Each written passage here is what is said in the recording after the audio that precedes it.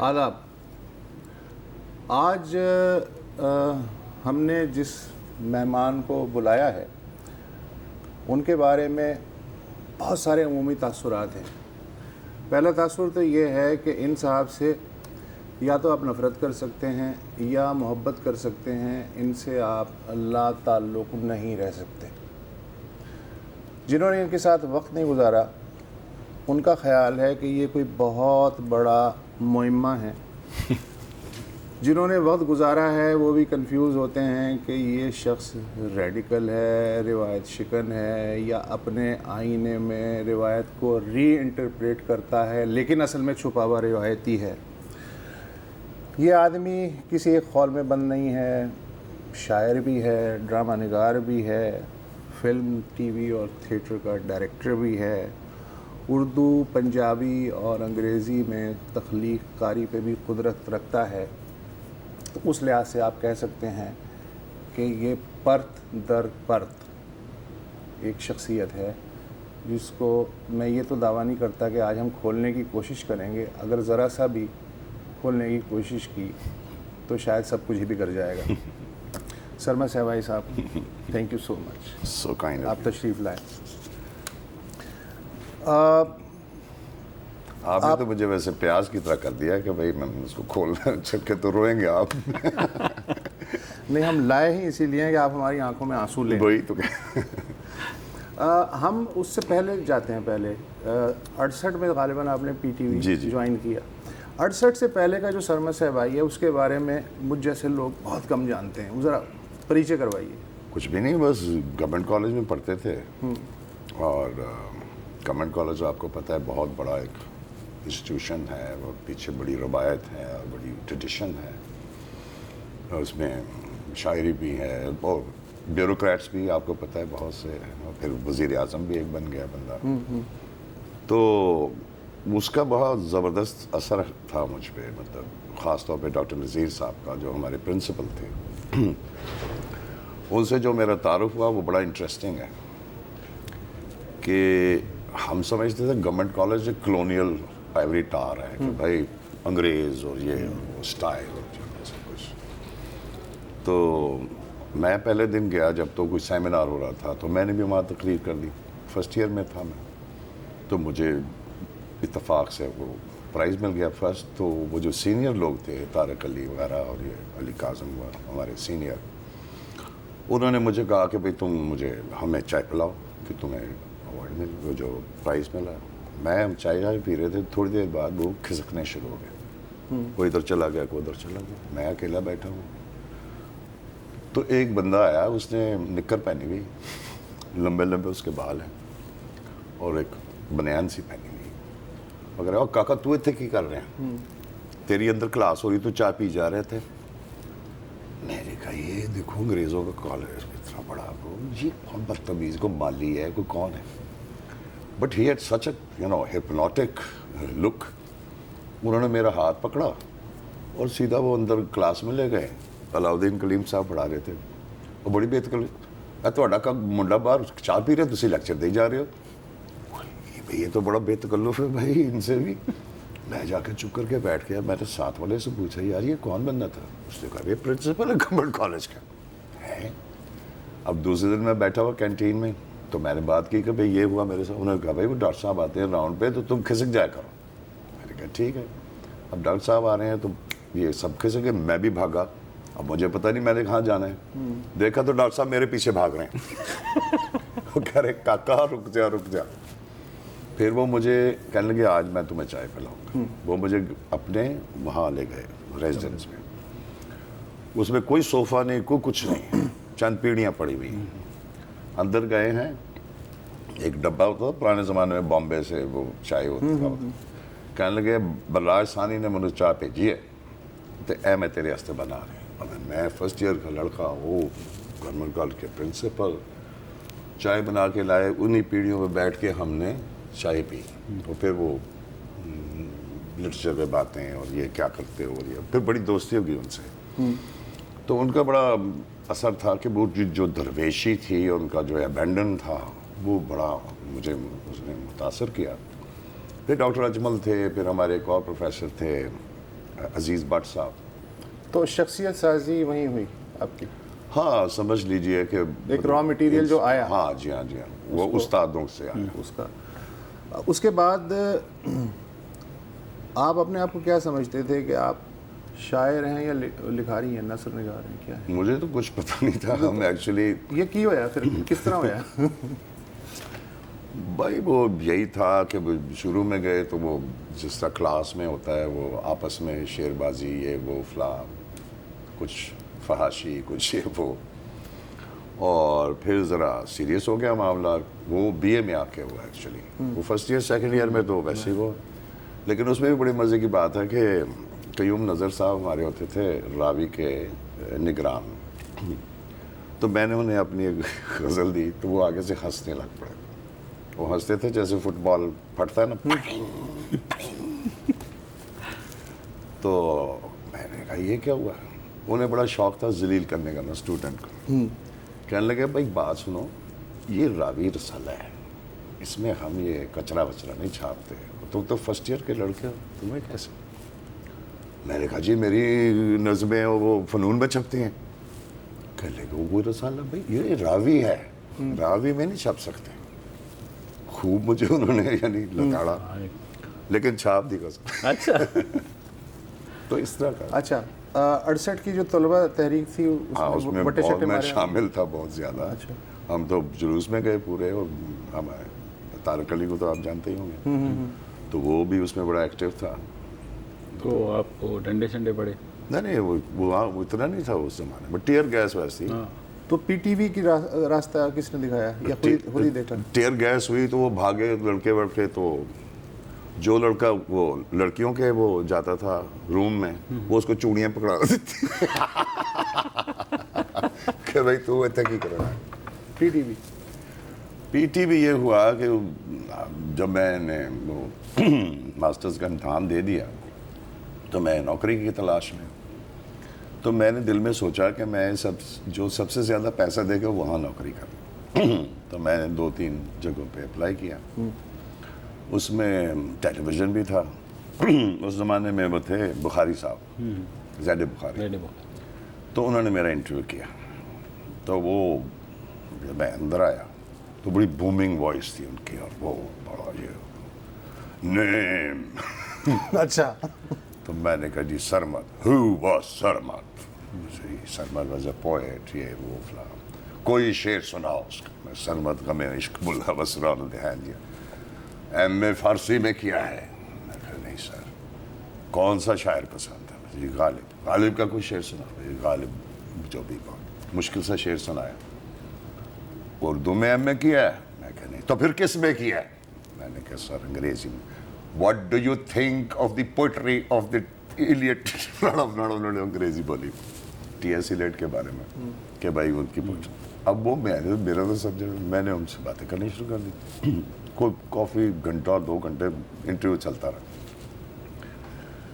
آخر میں مجھے کہتے ہیں کوئی تصویر وصویر بھی کبھی کھینچی ہے؟ میں کہا جی نہیں. کیمرہ کبھی چلایا؟ میں کہا نہیں. تو پھر یہاں کیا کرنے آ گیا؟ میں نے کہا sir tele can be learned but vision کی ناٹ بی لرنڈ. وہاں پھر وہ گر گئے ہوں. ہاں تو کہتے ہیں کل 11 بجے آ جانا. لیکن میں نے وہ نوکری اس وقت نہیں. اچھا.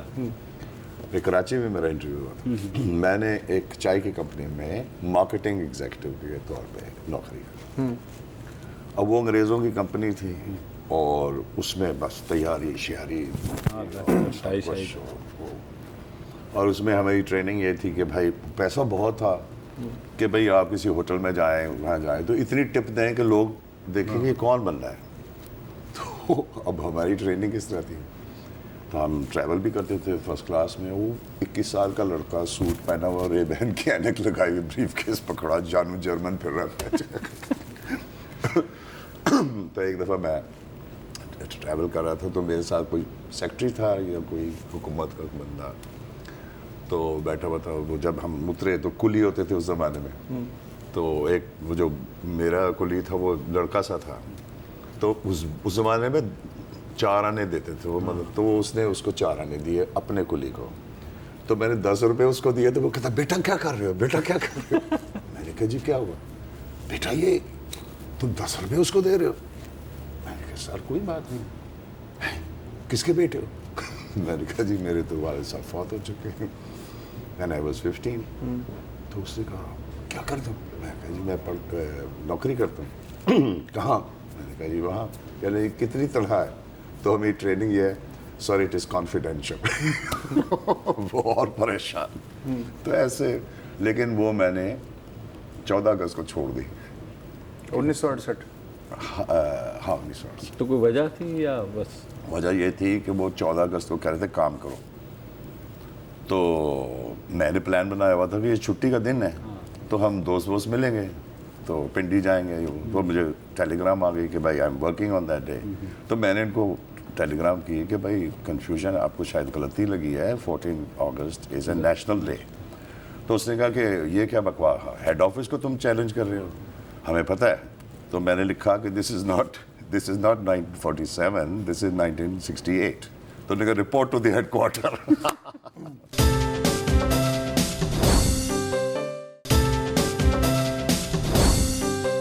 आपका जो थिएटर का है जी जी नापा में, और आपका जो डार्क रूम है जी वो बड़ा पढ़ाया जाता है, लेकिन आपने बहुत सारे जो हैं स्टेज प्लेज लिखे।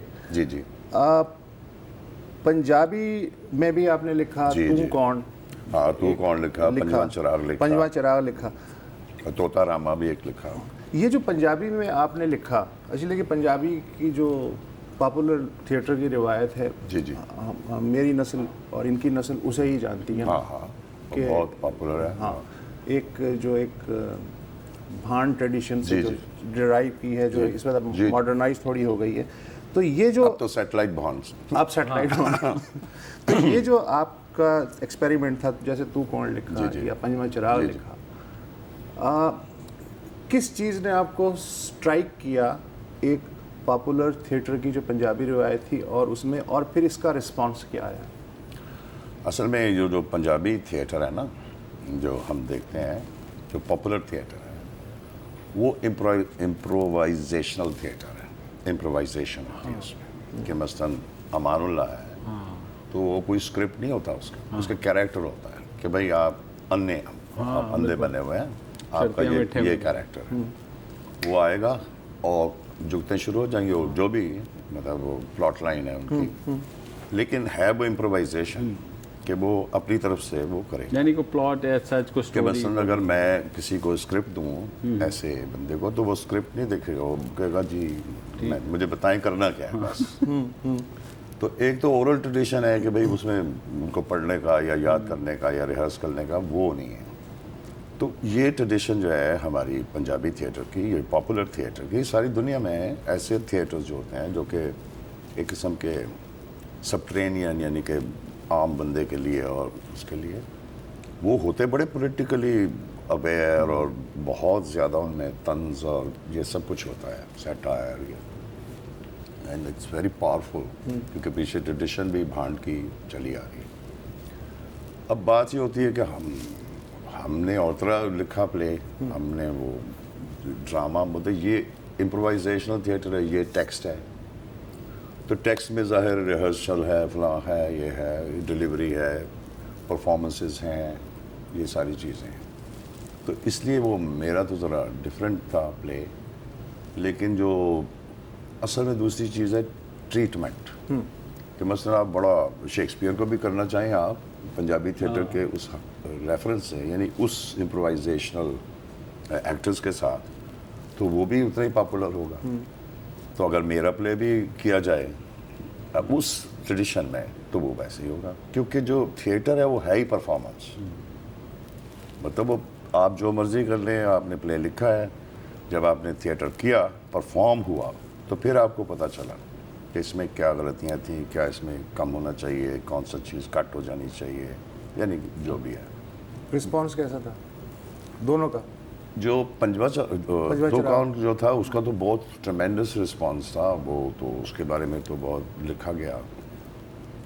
लेकिन पंजवा चिराग जो था, वो जनजिया का ज़माना था, तो हम थिएटर शेटर तो नहीं कर आपने सकते। कलंदर को मरकज़ बना के जी हाँ, اور ساری بات کہی. جی جی کلندر از اے سمبل آف ڈانس کا دھمال اور ریزسٹنس اور لبریشن. مثلا اس کی جو کہانی ہے وہ یہی ہے نا کہ انہیں زنجیروں میں ڈال کے تو پھینک دیا قلعے میں, تو وہ رات کو اپنی ایک وجد میں انہوں نے ناچنا شروع کر دیا اور اس سے وہ زنجیریں پگھل گئیں اور وہ قلعہ الٹ گیا. دس از دی لیجنڈ جو بھی ہے. تو میرا کلندر جو پیرالائزڈ ہے وہ پیرالائزڈ ہے and he has forgotten that he is Qalandar. تو وہ جو سارا پلے ہے اٹس اباؤٹ وہ مجاور بھی کوئی لنگڑا ہے کوئی انا ہے کوئی اس طرح ہی ہے نا. So these are the caricatures of those beautiful tradition. اور وہ سارا جو ڈرامہ ہے وہ پروسیس ہے to remind to awaken that paralysed Qalandar. اور پھر جب وہ اٹھتا ہے تو پھر وہ کہانی ہے اس میں. That's the climax.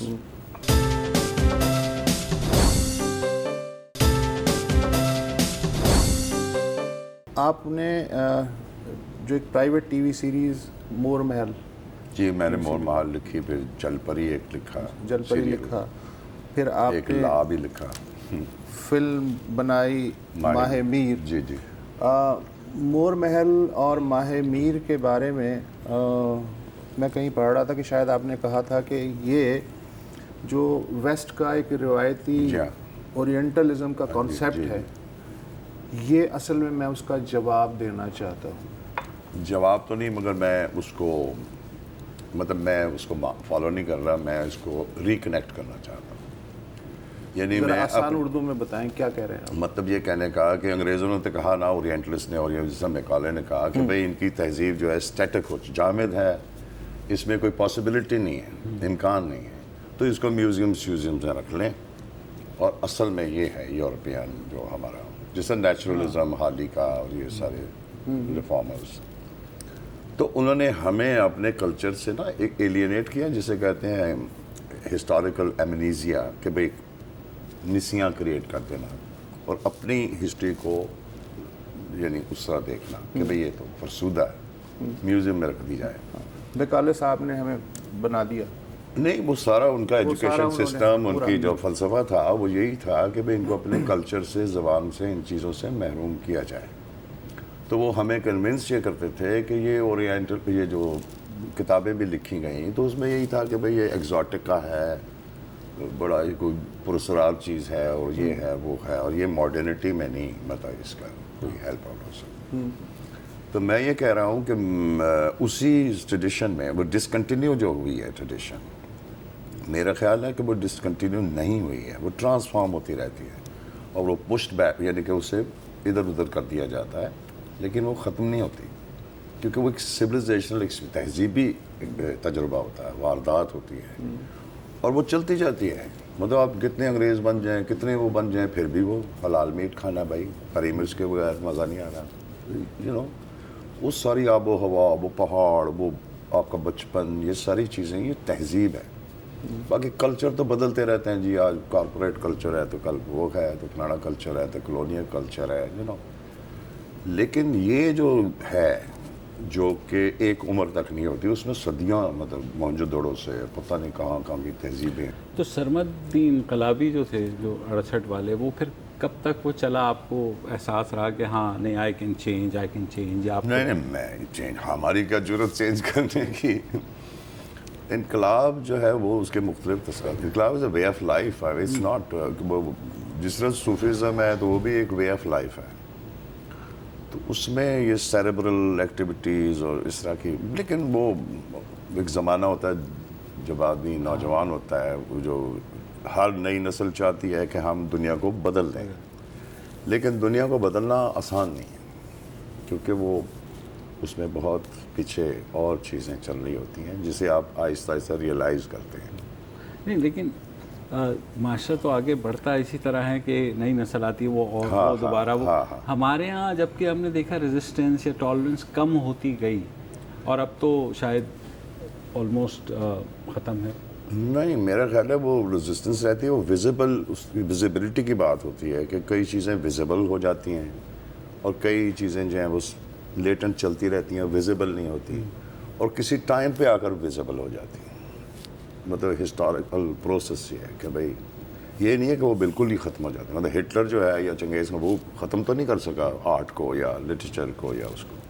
اچھا پھر آپ نے یہ بھی کہا کہ اردو جو شاعری ہے اس کے جو سمبلز ہیں وہ مقامی نہیں ہیں. ہاں نہیں اسٹرکٹلی نہیں مگر جنرلی کہ مثلا گنگا جمنا جو ہے وہ نذیر اکبر آبادی کا تو مل جائے گا، لیکن باقی جو ہیں وہ فرات اور دجلہ جو ہے اس کی بات کریں گے، یا آپ کی جو ہیروئن ہے شاعری کی یا ایون ماہر میر کی بھی وہ کوئی ڈراویرین لڑکی نہیں ہے. ڈراویرین نہیں ہے. تو آپ نے کہا کہ یہ لیکن آپ خود جب آپ نے ایگزیکیوٹ کی چیزیں تو اس میں بھی آپ اسی شاید ٹریپ میں آ گئے. نہیں میں اس ٹریپ میں نہیں ہوں.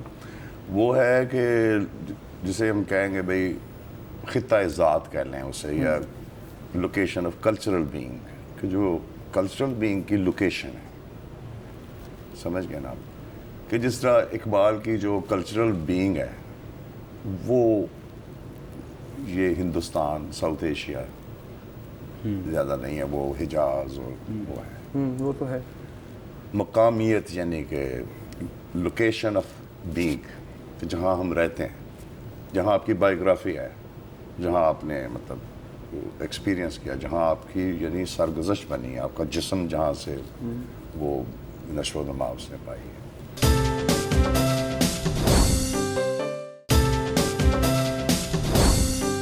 آپ کے جو مجموعے ہیں جیسے نیلی کے سورنگ، پل بھر کا بہشت، ماہ اریاں، جی پھر آپ نے کافی سے بیت، یہ نیلی کے سورنگ اور دوہا ہے، نظم ہے. ایک زمانے میں correct me if I am wrong, آپ غزل سے تھوڑے سے ہٹے ہوئے تھے. ہاں لیکن میں غزل کے خلاف نہیں تھا. میں بس وہ ایک موڈ میں تھے، نظمیں لکھی بہت زیادہ 70. اب جو آپ غزل لکھ رہے ہیں وہ تو بڑی زبردست کمال قسم کی چیزیں ہیں. وہ بھی تو ریکنیکشن ہے. تو آپ نے رجوع کیا ہے یا طبیعت ادھر آ گئی، خود ہی ہوا ہے؟ بس وہ اتفاق سے یہ بات ہوئی کہ میں باہر جا رہا تھا تو وہ میں نے کہا کتاب ساتھ لے جاؤں، تو میں نے کہا غالب کی کتاب میں لے جاتا ہوں. وہ میں بھول گیا وہاں، تو میں نے پھر غالب کے عشق میں اور غالب کی جسے کہتے ہیں انداز میں ایک غزل لکھی. تو وہاں سے پھر وہ ایک پورا اوپن ہو گئی چیزیں بہت سی. تو دین آئی گاٹ انٹو اٹ. پھر میں بہت زیادہ کلاسکس میں سمجھنے کی کوشش کی اس کو، اور پھر میں اس نتیجے پہ پہنچا کہ جو غزل ہے وہ پوسٹ ماڈرنزم سے پہلے پوسٹ ماڈرن ہے. ٹھیک ہے. اور غالب جیسا شاعر جو ہے وہ پہلے ہے پوسٹ ماڈرن دین دس. اور جو غزل کی ٹیکنیک ہے تو بڑی ایکسیسیبل نا، کہ بھائی 2 مصرعی لگانے یا تو قافیہ ردیف کرنا ہے. لیکن اگر آپ غور کریں تو وہ تو بڑی گیم ہے اس میں، مطلب غزل کی جو ٹیکنیک ہے. اور دیکھیں کلونیلزم جو ہے اس نے بڑا کوشش کی اس کو ختم کرنے کی. بہت سے شاعروں نے کہا یہ غزل تو بکواس ہے اور پتہ نہیں مجرے کی وہ ہے، طوائف ہے، وہ جوش صاحب نے کہا، اور پروگریسوز نے تو بہت زیادہ اس کو لتاڑا. لیکن غزل کو وہ ختم نہیں کر سکے. ماڈرن پوئٹری آپ دیکھ لیں، وہ جو بھی فری ورس اور یہ وہ ہوا، وہ اس کی وہ انکریج نہیں ہو رہی یہاں، لیکن غزل ابھی تک ہے. تو یہ جو غزل ہے وداؤٹ رزسٹنگ از رزسٹنگ دا کلونیل سارا وہ جو پریشر ہے. تسی اتھے بھی ہے اتھے بھی نہیں. میرا مطلب ہے کہ میں یہ اس میں ایڈیشن بات کر رہا ہوں، ورنہ تو شاعری کا ان چیزوں سے کوئی تعلق نہیں ہے. قادر الکلامی اور عبدالکلامی